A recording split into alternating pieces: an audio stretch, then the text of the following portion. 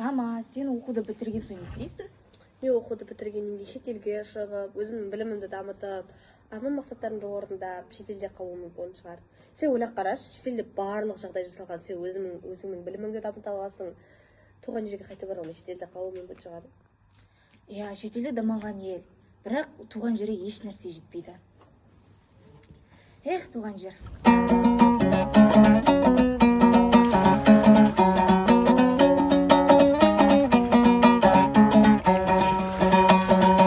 Алыс кетсем мен сені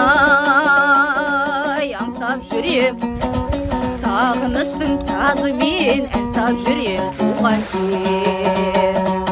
Ауылымның түтіні қымбат маған белдері күн қақтаған туған жер. Туған жер өзің дегенде жүремін әркез елеңдеп, бір сезім билеп барады, жүрегім дүрсіл қағады.